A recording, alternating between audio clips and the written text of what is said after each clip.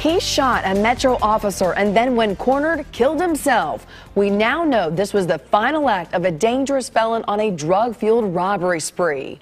So here's the big question. Why was this violent parolee out of New York actually welcomed here in Tennessee? As News Channel 5's Nick Barris tells us, the answer will surprise you.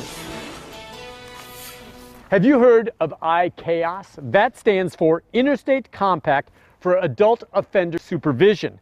And it can allow parolees of even violent crimes to legally move from out of state here to Tennessee. Parolees like Paul Hardesty. He was convicted of second-degree burglary in New York. After serving time, the 43-year-old arrived in Tennessee to join his family, and Hardesty came with baggage beyond just that one burglary. So he brought all that with him here.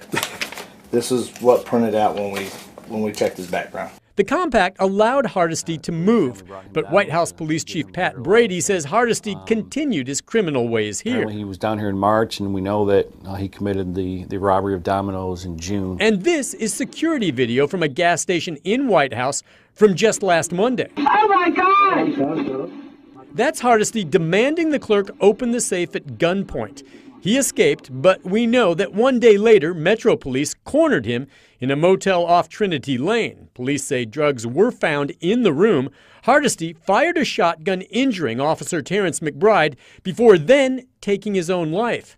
Davidson County Sheriff Darren Hall is among those wondering why Hardesty was allowed to move to Tennessee. How much work was done in looking into him before he came here? Those are just fair questions. An officer was shot and could have been killed. The Department of Corrections is tasked with monitoring these parolee transfers. We conducted home visits. We had visits with him in the office, and according to our records, he was compliant. Still, Hardesty never abandoned his criminal ways. The chief here in White House thinks Hardesty started a crime spree not long after he moved here from New York.